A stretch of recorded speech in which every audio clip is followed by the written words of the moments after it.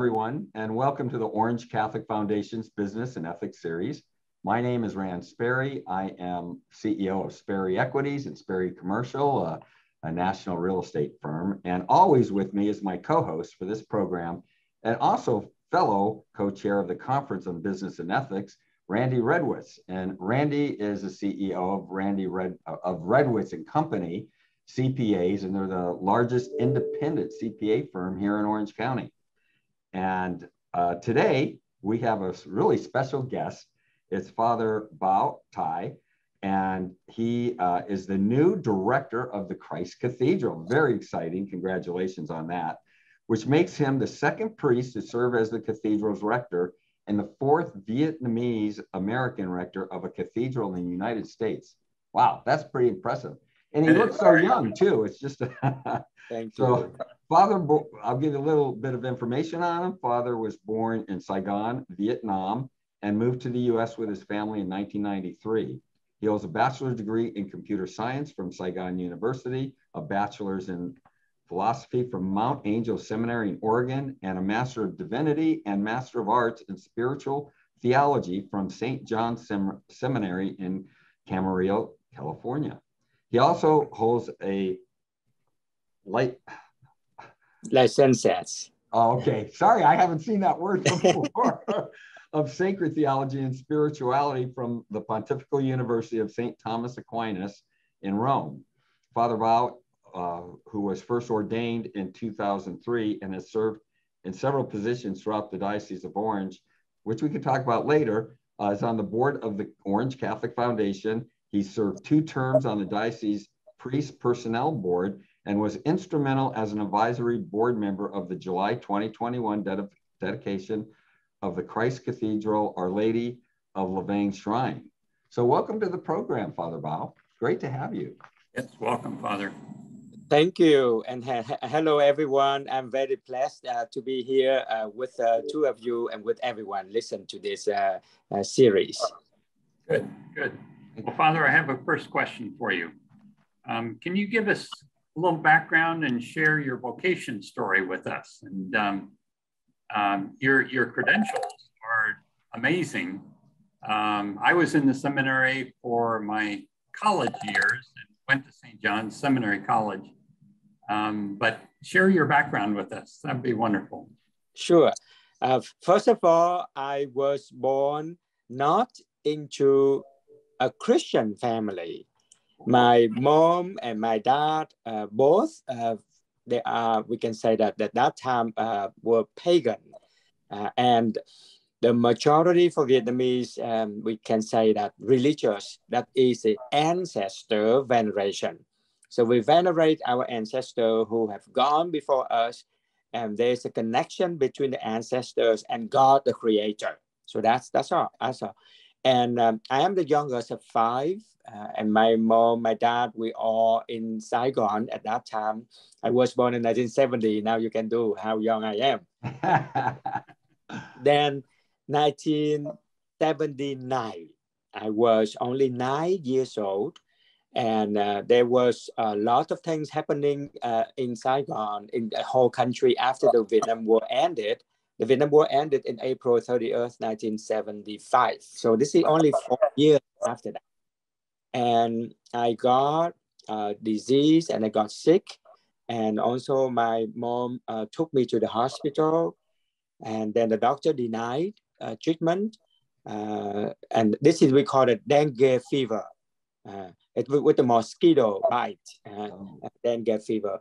So, and then my mom turned to God and asking God to heal me through the intercession of Mary, Mother Mary, Our Lady of Fatima.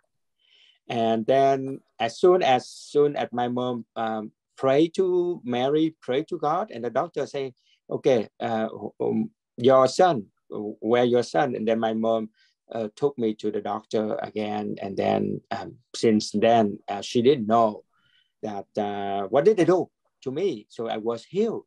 I was completely healed, because before that I was near death. And so my mom took all of us to the church to become Catholics. Right after I was healed, I was back to the normal life. Right. And later on, yes, at the same year, it was in the August 15, the feast day of the Assumption of our Mother Mary into heaven. So that was, I was 9 years old, and we whole family became Catholic. My dad was not there. I will explain to you why. So the very first time that I believe that God calling me to join his priesthood vocation, it's first to become Catholic first. So we all became Catholic, 1979. Now, then 8 years later, my dad returned home from the communist prison. The communists took over the whole country, so therefore, my dad was in the military in the South. He is airborne, and he's a paratrooper, and his rank is major in the paratrooper. So he was captured during the Vietnam War, and then he was in the prison. And when he returned home, he also became Catholic. We went to the same church, the same priest who baptized my mom and my siblings. And then this priest also baptized my dad. Wow. Now, at the year that he was baptized, that's 1985. So this is the punchline to answer your question.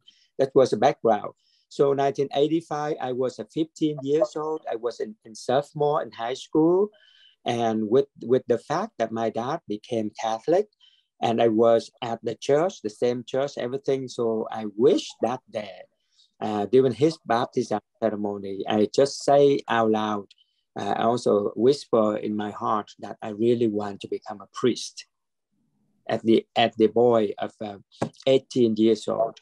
And the reason behind that, because now my dad became Catholic, my whole family became Catholic, and we're so blessed. Now we are Catholics all, and we go to Mass together. So that was my dream, because my dad was in the prison, and I have 7 years, 8 years absence, the presence of my dad. So I wish that the whole family now got together and became Catholic, go to church together. So, and I say, wow, I say to God that I really want to imitate that priest, the priest who baptized my family. So now I want to imitate him to baptize God's people, to bring God's people to the church. That's it. It's very simple, very innocent. As a 15 years old boy, I didn't know that become a priest one day, have to be a pastor to take care of the parish, to do fundraising, licking or lighting, all kinds of things. So, and that's over 15 years old. But the second time that God calling me, right after I finished high school. I finished high school, so 3 years later at the age of 18. Yep. And then it was on 1988, and it was on the day June 19. Why? Because that day, Saint John Paul II canonized the Vietnamese holy martyrs. The very first time in the history of the church, and particularly for the Vietnamese Catholic Church. So we now have the martyrs. So I'm 18 years old. I so attracted to this canonization, but I didn't know who are they. So I got the book, so I read. So among 117 Vietnamese holy martyrs to be canonized by Saint John Paul II that time, so there were 22 foreigners. They came from Spain and from France. They arrived in China, and then from China, they entered into Vietnam in 1533. So that began the evangelization in the soil of Vietnam. And so this canonization attracted me so much. So I learned the history of these evangelizers, or we can say that evangelists, or missionaries. And because of them, I know the faith. I know Catholicism. They sacrificed their life. They died for the faith. Those 22 from Spain and from France.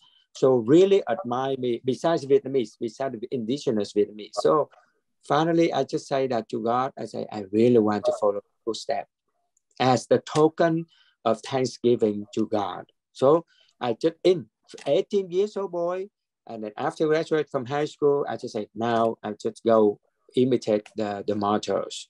So that's it. How my vocation strongly as the teenager, and then the high school and the young adult.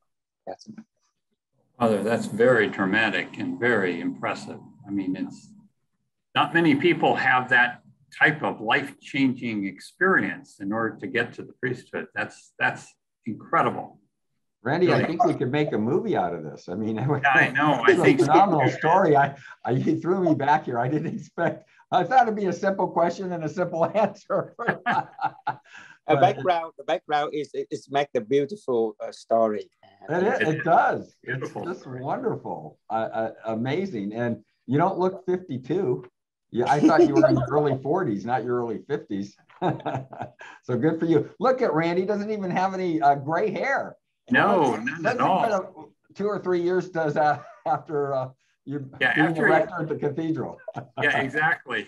We'll come back and do a follow-up visit here. And then this is the before, and so that a few years later and after. Yeah, exactly. So I was thinking, you obviously have no gray hair, and yet you were a pastor during the pandemic. Yes. Is it St. Cecilia's? Is that yes. where you were? Okay. And what were some of the challenges that you faced as a pastor during that time, and how did you overcome it? It's so nice to talk about it in the past now. Yes, but just curious how, as a pastor, you were able to deal with that. I have several. I don't want to say that a lot, but I think the major challenges as the pastor during the time of pandemic. The very first thing for me, it was the act of furlough, to furlough all our employees. As the pastor, and especially Christian and Catholic, I mean, to do that is very tough, very tough. Yeah. And not only one parish, but God's providence for me in the point at that time, Bishop Van appointed me to be the pro tem, like temporary administrator at another parish, La Purísima in Orange. So I have 2 parishes during the pandemic.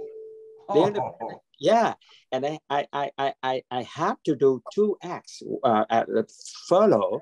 Here, all the employees from at my main parish, that means Saint Cecilia, but at the same time, I have to do everything also at La Purísima. It's very tough. So I can say that the very, very tough one, the challenging to talk with the employees, explain to them the difficulty. And of course, the reason that we do the furlough because no mass, because no one allowed to go to mass. So with no mass, no collection, no donation. So the church, we live our life based on donation. If we don't have a donation, how can we pay our employee? So that's why we have to do that.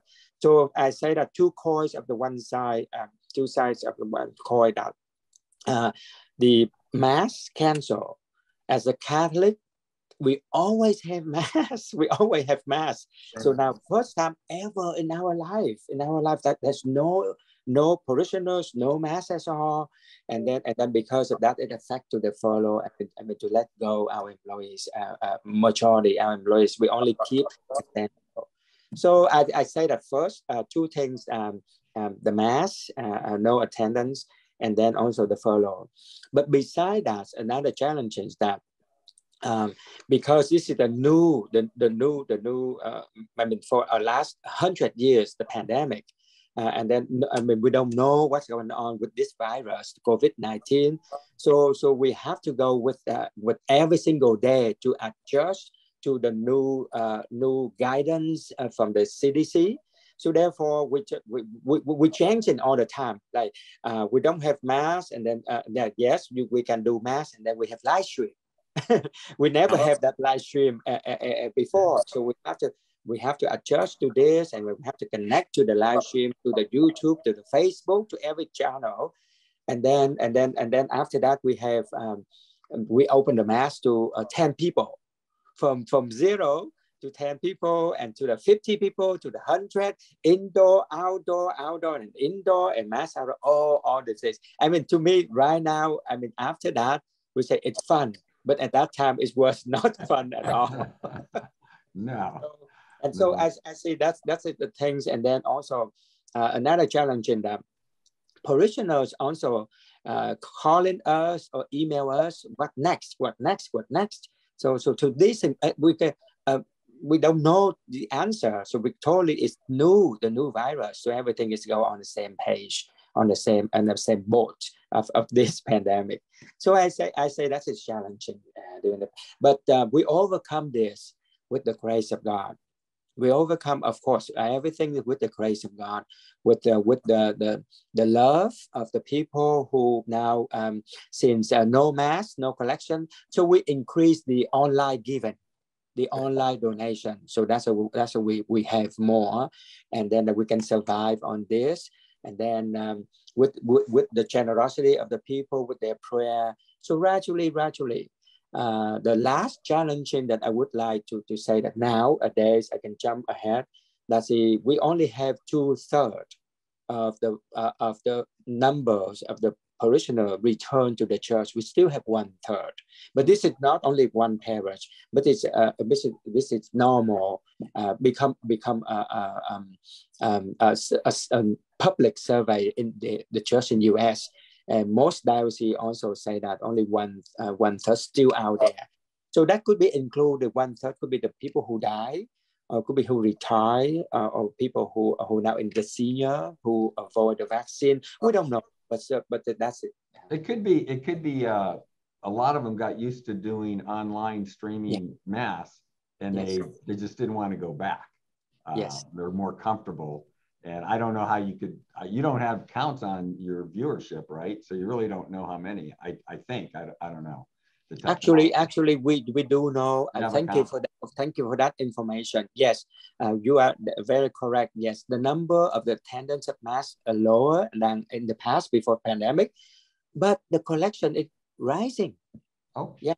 So that's yes. Yeah. So that means you are right. People attend the mass online, and they still have a commitment to the Lord with their tithe. So they have that. We still have the online more than expected than before pandemic. Yeah. Well, I have to tell you that I cheat once in a while. If I'm running late for church and I go, oh my God, I'm going to be 10 minutes late, I put on my phone. I stream into the mass, so I hear the mass while I'm driving. Oh my goodness, as opposed to not. So sometimes you just, I don't know, don't get a good start in the morning on Sunday. I go, but this way I'm not missing the first 10 minutes. There you go. The first two readings. I don't have that privilege to do that because I have to do the mass. That's very true. But similarly, I do that for the rosary. Yeah, sometimes I do the rosary when I'm driving, or I know that my schedule busy. And the priest, we do the liturgy of the hour. We have to say the morning prayer, noon prayer, evening prayer, night prayer. So I turn on that. That's what I do. This is the public confession. Okay. Yep. So Father, after running 2 parishes during the pandemic, the cathedral should be a piece of cake for you.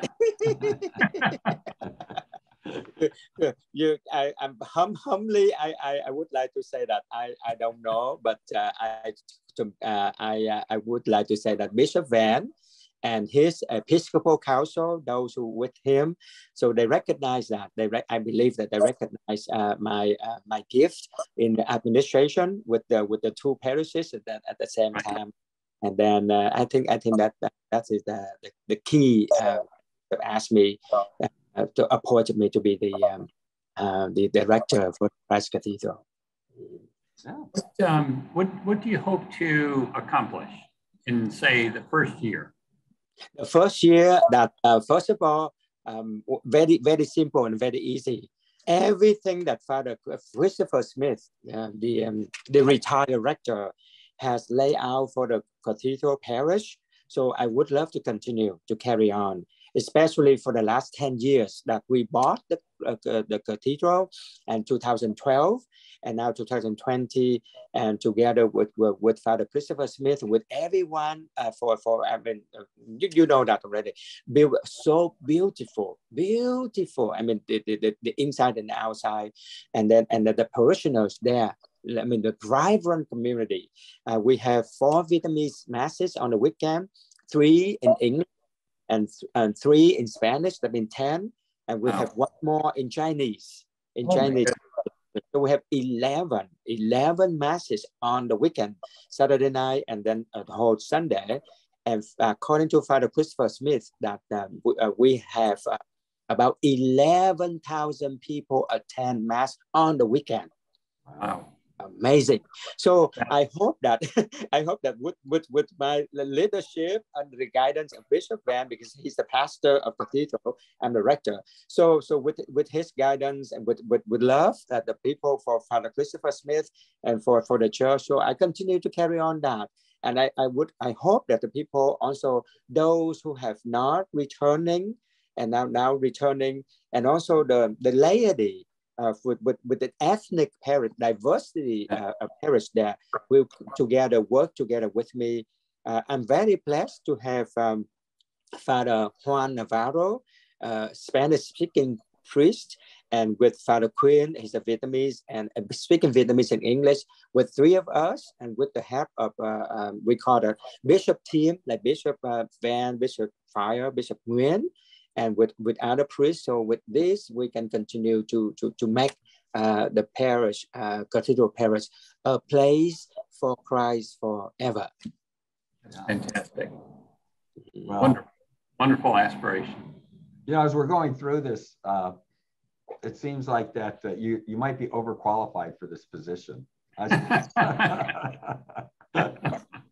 So I'm really glad we're doing this so that people could understand your background and learn why you were selected, because it's very clear to me after this why they selected you to be the next cathedral. I mean, you're going to do a fantastic job. Fantastic. So the last question is, how can we, the laity, help you during your first year as rector of the Christ Cathedral? As a laity, I would love this, because usually at the parish, we have 2 councils. We have the finance council and we have a parish council. So I would love that. I don't know because I'm still learning, but for me that I have one. I have a phone. I think the laity that I will continue that. All the members in the finance councils and all the members in the pastoral councils will work together with me, and then we will plan for a vision. Usually at the parish, I always do that for the vision, for example, the first year vision or a near future vision or the far future vision, like first year, 3 years, and 6 years, because the bishop assigned me for 1 term for 6 years. So that's how I will approach to that. And the pastoral council is also including all the ethnic as well, like Filipino community, like Spanish community, speaking community. We also have Chinese there and the Vietnamese as well. So we, of course, my first time ever meet the staff, and then also share with the staff that the vision for the parish, that this vision, we came from collective wisdom from the laity. That's mean the 2 representatives from the 2 councils. So that's how I will act on that. With the council, they will see how the ministry, how the outreach ministry, or all the activities of the parish. But at the same time, we also check with the finance council if we do have the money to do that or not, or like that. So you see, it's normal. I see the parish as a very normal running a family. The husband and the wife talking to each other. And one will always say, oh, we want to do this. And the other one say, do we have the money? And who will do it? Exactly. So yeah, I guess there's a lot of collective wisdom within the laity of the Christ Cathedral that you can leverage. So that's really good. In fact, as you mentioned that, I think it'd be a good idea for you to come visit our board. We meet quarterly, the Facility Corp board. It's Christ Catholic Cathedral Facility Corp. That would be a good idea, Rand. Yeah, meet all the board members there, and you know, they're outside. None of them, I think, are members of that parish, but just a lot of us, as we said, we know where the bones are buried or whatever. So we can help you perhaps in that as well. May I ask, is that the Quattro C? No, it's not the Quad C. Oh, no, it's that's the operating part of the cathedral, the day-to-day operations, and we're the ownership of it. We're like the landlord, and they're the tenant. Got it. Thank you for the clarification. Okay. Yeah. But you probably have attended the Quad C, perhaps, or No, I don't believe Father has. No. But I'm on that Quad C committee, so board, I guess. And so I would invite you, certainly, Father, for that too. Yeah. Yes. And also speaking of laity, one more aspect. Very blessed that Bishop Van continued to appoint Father Christopher Smith as the we call the Episcopal Vicar for the special projects. Meaning, for example, we have the lower level of Christ Cathedral and the vision that to complete the campus with the to build the undercroft with Saint Calixtus Chapel and the crypt for the bishops and niches for the laity. So that's in another project, and Father Christopher continue with this to complete the campus. And if I don't make a mistake, a very small project that to have a canteen on the campus. Yeah. So I mean I don't know yet, but I have a vision that you remember that the statue of Jesus walking on the water, and then and the small gallery, the old sacristy, that old sacristy before, in that can turn into the canteen, and because on the left side it is there a beautiful kitchen. A very modern kitchen. So that we can turn that, and that the people like before or after or between masses, they have a tour around the cathedral and then go to the gift shop in the culture center, and they stop by the canteen, sit out there outdoor, and look into the beautiful Jesus work on the water right there with the Tower of Hope. So that's a great place. Yeah. It's a great We've had place. many events there, so I know there is a kitchen there somewhere, because I remember having a lot of things there.